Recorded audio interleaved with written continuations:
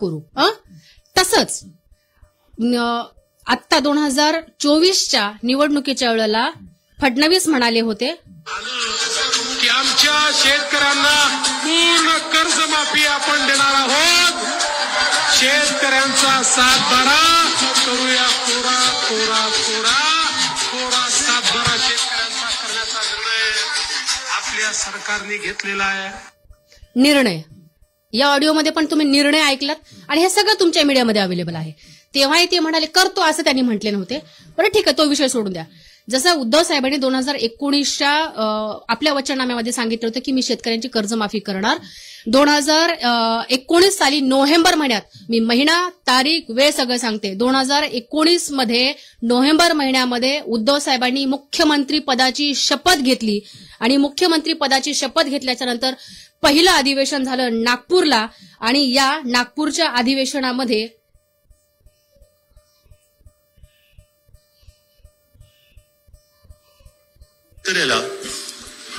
ज्यांचं कर्ज 30 सप्टेंबर 2019 पर्यंत थकीत आहे ते सर्व थकीत कर्ज 2 लाखापर्यंत हे सरकार त्या कर्जातून त्याला मुक्ती देत आहे. अधिवेशनातला सगळ्यात पहिला निर्णय झाला तो शेतकऱ्यांसाठी. 19 नोव्हेंबर 2019 रोजी उद्धव साहेब शपथ घेतात मुख्यमंत्री पदाची आणि लागलीच तात्काळ काही दिवसांनी, महिन्यांनी पण नाही, लागलीच काही दिवसांनी हे सगळं तुम्हाला तारखावाईज मिळेल आणि काही महिन्यांनी म्हणजे काही दिवसांनी हे याच्यामध्ये हिवाळी अधिवेशन पार पडतं नागपूरमध्ये. आणि सगळ्यात पहिला त्यावेळेला ना कुठली लोकसभेची निवडणूक होती, ना कुठली विधानसभेची निवडणूक होती, ना कुठली पालिकेची निवडणूक होती. आज आता जसं कोर्टाने सांगितलेलं आहे की तुम्हाला जानेवारी 2026च्या आत तुम्हाला निवडणुका घ्यायच्या आहेत.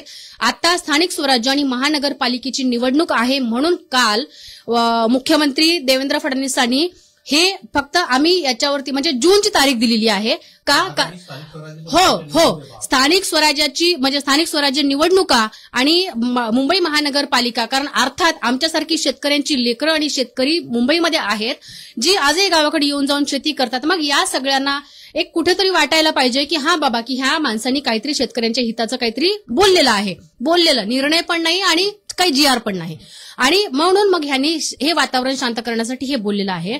ज्याला द्यायचं असतं त्यांनी 15 दिवसाच्या आतमध्ये हे कर्जमाफी करायची असती, जे महाराष्ट्राचे तत्कालीन मुख्यमंत्री आजचे माजी मुख्यमंत्री उद्धव ठाकरे यांनी केलेलं होतं. तेही कुठलाही आणि हे याच्या पुढे तेच आहे, मी कुठलाही निकष लावत नाही, मी कुठलीही अटी तटी शर्ती हे ऐकवते जर ऐकवायचं असेल तर अटी तटी शर्ती मी कुठलीही लावणार नाही. हे सगळं बोलून त्यांनी 2 लाखापर्यंत सरसकट त्यांनी सगळं कर्ज माफ केलं. आता 2014च्या 24च्या निवडणुकीच्या वेळेला देवेंद्र फडणवीस म्हणतात की 7-12 कोरा कोरा कोरा, हे जे तुम्हाला ऐकवलं. पण ह्यांनी काही वर्षभर झालं हे केलेलं आहे, शेतकऱ्यांना विचारतायत. यांच्याच सरकारमधले अजितदादा म्हणतात आम्ही असं काही बोललोच नव्हतो, यांच्याच सरकारमधले तटकरे साहेब म्हणतात आम्ही असं काही बोललोच नव्हतो. आणि मग देवेंद्र फडणवीस वर्षभर झालं सातत्याने गोष्ट म्हणतात की आम्ही कधी म्हटलो की म्हणजे कर्जमाफी देणार नाही, आम्ही कधी म्हटलो. योग्य वेळ म्हणजे कधी? आज अख्खा मराठवाड्यातल्या कुठल्याही व्यक्तीने, आज मी मुंबईत आहे, या वर्षीची तुम्ही सगळ्यांनी पाहिली असेल, मी स्वतः, हे सगळे लोक माझे शेजारी आहेत, हे लोक इथं आहेत, आम्ही लोकांनी दिवाळी साजरी केलेली नाही शेतकऱ्यांनी. का?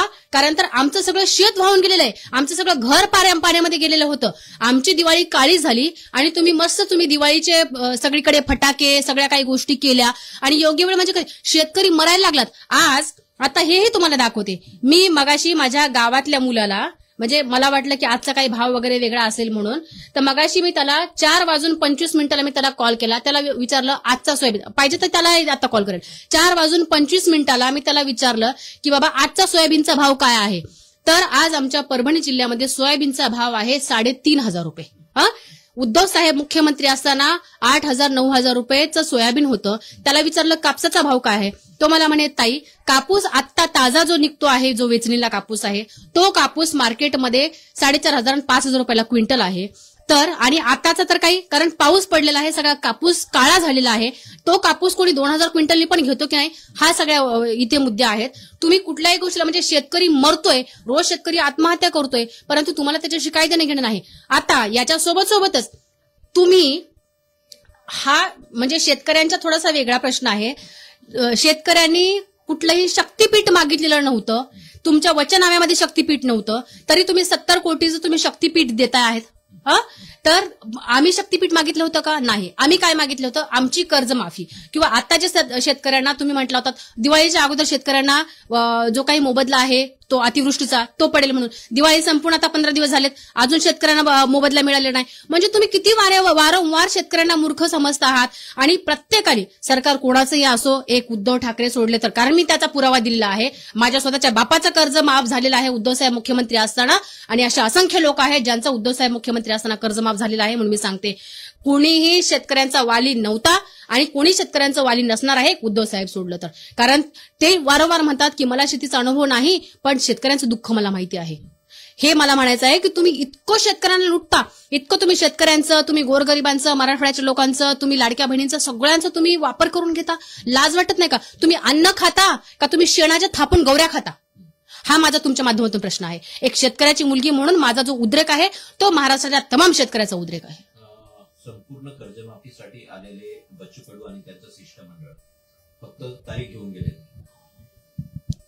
सर आता तारखेचं जे ह्यांना जर कर्ज माफ करायचं असलं असतं, कर्जमाफीची असे म्हणतात. हा आता तारखेचाच विषय. ह्यांना जर शेतकऱ्यांचं कर्ज माफ करायचं असतं तर वर्षभरामध्ये यांनी केलं असतं, जे की केलं नाही.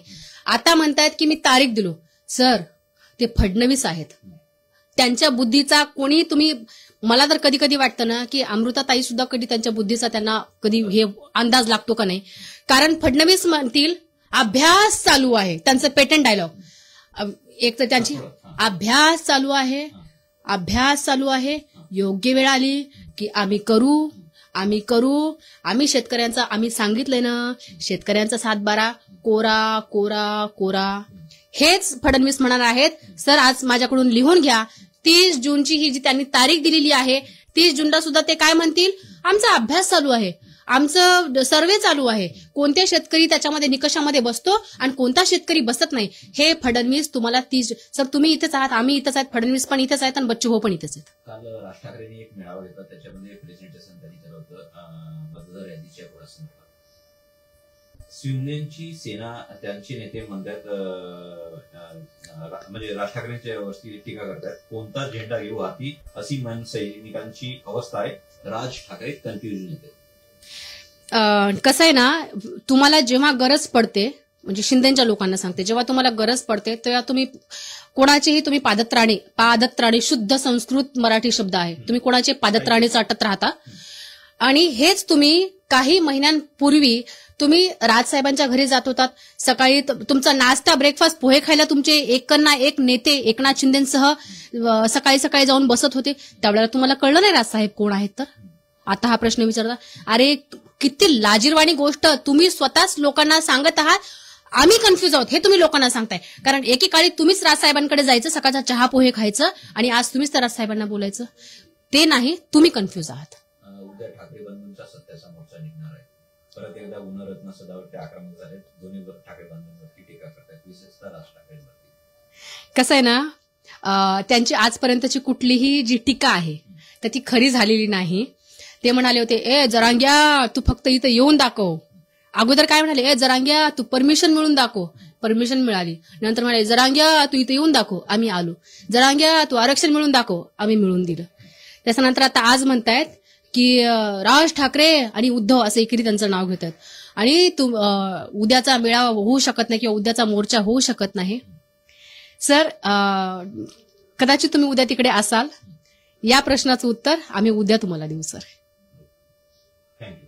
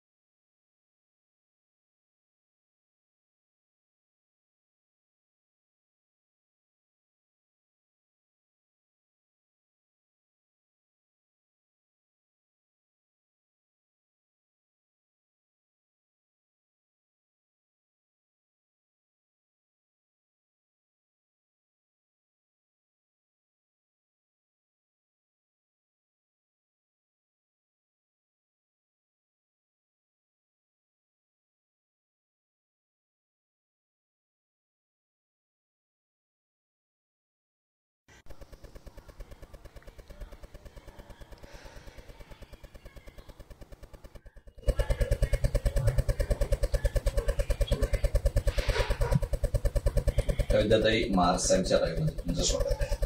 थँक्यू. बच्चू कडूंचं आंदोलन, कर्जमाफीची घोषणा, बच्चू कडू फक्त तारीख घेऊन गेले. पहिली प्रतिक्रिया. सर, मी त्यांच्याबद्दल बोललेली होती. त्यांच्या आंदोलनाला किंवा त्यांच्या ज्या मागण्या आहेत त्या मागण्यांना मी एक शेतकऱ्याची मुलगी म्हणून मी त्यांचं समर्थनच केलेलं होतं.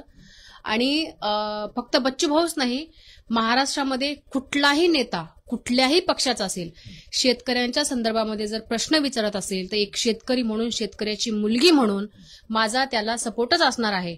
परंतु बरोबर आजच्याच दिवशीच म्हणजेच 31 ऑक्टोबर 2022 रोजी देवेंद्र फडणवीसांचा मी एक व्हिडिओ पोस्ट केलेला होता. आणि ते मी काही बोलत नाही, मी फक्त ऐकवते आणि दाखवते जरा. सन्माननीय आमदार हे माझ्या एका फोन कॉलवर गुवाहाटीला गेले होते. त्यांना मी स्वतः फोन केला आणि मी त्यांना सांगितलं की आम्हाला सरकार बनवायचंय, तुम्ही सोबत हव्यात आणि आमची अशी इच्छा आहे की तुम्ही आमच्या ग्रुपमध्ये यावं. आणि माझ्या एका कॉलवर ते त्या ठिकाणी गुवाहाटीला गेले. सर, आता त्यांचं असं म्हणणं आहे देवेंद्र फडणवीसांचं की माझ्या एका कॉलवरती ते गुवाहाटीला गेले. आता कशावरून हे जे आंदोलन आहे ते गुंडाळण्यासाठी फडणवीसांनी काहीतरी ह्यांना एखादा कॉल केला असेल, हे कशावरून? एक शेतकऱ्याची मुलगी म्हणून माझ्या मनामध्ये आणि माझ्याच नव्हे असंख्य शेतकऱ्यांच्या मनामध्ये हे प्रश्न येऊ शकतात, त्याचं त्यांनी उत्तर द्यावं. हा झाला पहिला मुद्दा. दुसरा मुद्दा, त्यांनी काय म्हटलं होतं, जेव्हा आंदोलन सुरू झालं होतं आम्ही तुमच्या सगळ्या मीडियाला त्यांचं आंदोलन फॉलो केलं. त्याच्यामध्ये त्यांचे जे बोर्ड लावलेले होते की शेतकऱ्यांचं कर्ज तात्काळ, मी पुन्हा तात्काळ या शब्दावरती येते, तात्काळ तुम्ही कर्जमाफी करा. जर तुम्ही तात्काळ कर्जमाफी करा असं म्हणून जर तुम्ही सगळ्या मीडियाचं अटेन्शन तुमच्या मोर्चाकडे वळवला आहात, तर मग तुम्ही काल इथे मुंबईमध्ये तुम्ही आलात आणि तुम्ही जे काही तुमचं आंदोलन आहे ते गुंडाळलं. दुसरा भाग. आता पुढचा भाग असा की आज सकाळपासून तुम्ही सगळीकडे म्हणताय की मी तारीख घ्यायला आलो होतो. तुमच्या कुठल्याही आंदोलनामध्ये तुम्ही असं म्हटलं की आम्ही तारीख घ्यायला आम्ही हे आलेलो आहोत. आम्ही फक्त, त्यांनी काय म्हटलं होते की आम्हाला सांगा. ठीक आहे, सांगा हे प्रत्येकाला म्हणतात. जेव्हा, आणि सगळ्यात महत्वाचं सर, हे स्वतःच्या आंदोलनाचं जे काही तुलना आहे ती जरांगे पाटील यांच्या आंदोलनासोबत करत आहेत. तो एक जातीच्या आरक्षणाचा तो लढाईचा तो मुद्दा होता. आणि आज शेतकरी जे होते तमाम जातीचे, आणि आपल्या महाराष्ट्रामध्ये काही अनेक इतर धर्मीय सुद्धा शेतकरी आहेत जे शेती करतात, तर त्याला तुम्ही ह्या दोन गोष्टी एकत्र तुम्ही आणू शकत नाहीत. पहिला मुद्दा. दुसरा मुद्दा याच्यामध्ये असा आहे की तुम्ही तुमच्या आरक्षणामध्ये की आमच्या अजून मागण्या आहेत. कोणत्या? 20-21 तुम्ही मागण्या म्हटल्या होतात. मग बाकी इतर मागण्यांचं काय? हा माझा तुमच्या माध्यमातून बच्चू भाऊंना प्रश्न आहे. बच्चू भाऊ, तुम्ही म्हणताय ना मी तर शेतकऱ्यांची तारीख घ्यायला आलो होतो, परंतु तुमच्या आंदोलनामध्ये जे सगळे शेतकरी नेते तिथे होते फक्त तुम्हीच बोलताय. मग कालपासून सगळे बाकीचे शेतकरी जे आहेत, शेतकरी नेते आहेत, ते का बोलत नाहीत कालपासून? ते कुठे आहेत? त्याच्यानंतर अजून त्यांचा एक असा मुद्दा होता की सरकार झुकलं. अरे सरकार झुकलं नाही, तुम्ही स्वतः म्हणजे शेतकऱ्यांना सरकारच्या दारामध्ये आणून पोहोचवला आहात. तसा शेतकरी आला नाही, पण तुम्ही तुमची कोणती राजकीय पोळी भाजण्यासाठी तुम्ही स्वतः इथं सरकार दरबारी आलात. तुम्ही याच्यामध्ये, आणि तुम्ही जरांगे पाटलांच्या आंदोलनासोबतच जर तुमची तुलना करत आहात तर तुम्हाला मी एक अजून सांगू इच्छिते, जरांगे पाटलांनी कधीही सरकार दरबारी गेले नाहीत. जरांगे पाटलांनी सरकारला आपल्या दरबारी बोलवलेलं आहे. मग ते वाशी असेल, अंतरवली सराटी असेल किंवा इथे आझाद मैदान असेल, त्यांनी कधीही सरकारच्या दरबारी गेलेले नाहीत. आणि जरांगे पाटलांच्या सोबत तुमची तुलना करत आहात म्हणून अजून एक तुम्हाला सांगू इच्छिते, जरांगे पाटलांनी आपलं आंदोलन थांबवण्याच्या त्यावेळेला घोषणा केली होती की जे माझ्या पोरांच्या अंगावरती तुम्ही केसेस टाकलेल्या आहात त्या केसेस तुम्ही मागे घ्या. आज तुमच्या माध्यमातून कळलं की बच्चू कडूसह 1-2-2.5 हजार शेतकऱ्यांवरती या सरकारने केसेस दाखल केलेल्या आहेत. त्या शेतकऱ्यांच्या केसेस बद्दल तुम्ही बोललात का? आणि पुन्हा मी रिपीट करते आहे, बाकीच्या ज्या इतर मागण्या होत्या, ज्या मागण्यांसाठी तुम्ही कर्जमाफीसह बाकीच्या ज्या मागण्या केल्या होत्या त्या मागण्यांचं काय? बच्चू कडू तात्काळ कर्जमाफीसाठी एकंदरीत हे महायुद्धावर आंदोलन किंवा नागपूरच्या परिसरामध्ये आंदोलन होतं. मला वाटतंय बच्चू कडू मॅनेज झालेत, कारण की तुम्ही जी आता क्लिप ऐकवली बच्चू कडूंचा गुवाहाटी टूरमध्ये सहभाग होता, हे सर्व त्या एकंदरीत परिघात झालेलं गणित होतं. मॅनेज झाले असं वाटतंय तुम्हाला, किंवा तुमची टीका आहे तशी या पद्धतीची? अर्थात मला वैयक्तिक वाटतं याच्यामध्ये शेतकऱ्यांना अंधारात ठेवून कुठल्याही शेतकऱ्यांचं तुम्ही चला वारंवार तुम्ही मनोजदादाचं तुम्ही तुलना करत आहात स्वतःच्या सोबत, तर मला सांगायचंय त्यांनी कधीच मनोजदादांनी एकेरी कुठलाही सल्ला घेतला नाही. मी माझ्या समाजाच्या लोकांना विचारेल असं त्यांचं नेहमी वाक्य राहिलेलं आहे आणि त्यांनी नेहमीच इतरांसोबत चर्चा केलेली आहे. मग अभ्यासक असतील, वकील असतील किंवा त्यांचे सहकारी असतील, सगळ्यांना त्यांनी विचारात घेतलं. परंतु जेव्हा बच्चू भाऊनी इथं सरकार दरबारी आले, एक शेतकरी त्यांच्यासोबत होता का, किंवा शेतकऱ्यांना त्यांनी बरोबर आणलं होतं का, किंवा शेतकऱ्यांसोबत चर्चा केली होती का की मी काय करायला पाहिजे, जर सरकारने माझ्यासमोर काही पर्याय ठेवले तर त्या पर्यायाचं आपल्याकडे काय म्हणजे त्याला उत्तर असलं पाहिजे, किंवा काय आपला काय पर्याय असला पाहिजे त्याच्यासोबत. आणि इतकं तुम्ही घमेंडीमध्ये तुम्ही सकाळी याच्यावरून म्हणताय की अरे ज्यांना ज्यांना शेंगदाणे खायला मिळत नाहीत आणि ते लोक काजू बदामच्या याची चव, म्हणजे तुम्ही इतकं शेतकऱ्यांना, ज्याला जगाचा पोशिंदा म्हणतात, म्हणजे तुम्ही एक प्रकारे शेतकऱ्यांना हिनवतच आहात. मी तुमच्या माध्यमातून माझा वैयक्तिक, मला माहित नाही इतर लोकांचा, मला काय, एक शेतकऱ्यांची मुलगी म्हणून, एक अभ्यासक म्हणून, एक शिकलेली म्हणून मला एक म्हणायचं आहे की कुठेतरी बच्चू भाऊ मॅनेज झालेत असं मला वाटतंय. बच्चू भाऊनी तमाम शेतकऱ्यांचा स्वतःच्या राजकीय फायद्यासाठी वापर करून घेतलेला आहे. याच्यासोबत बच्चू भाऊ जर निवडणुकीमध्ये आमदार असले असते तर बच्चू भाऊ जसं अगोदर उद्धव साहेबांसोबत ते 2.5 वर्ष मुख्यमंत्री असताना ते सत्तेत होते, त्याच्यानंतर जसं आता मी व्हिडिओ रेकॉर्डिंग ऐकवली की तुम्ही आमच्यासोबत आलं पाहिजे म्हणून, जसं मुख्यमंत्र्यांच्या म्हणजे तत्कालीन विरोधी पक्षनेते हे फडणवीस यांच्या फोन कॉलवरून जर हे गुवाहाटीला गेले, तसंच यांची काहीतरी राजकीय, यांची काहीतरी देवाणघेवाणचा विषय असेल आणि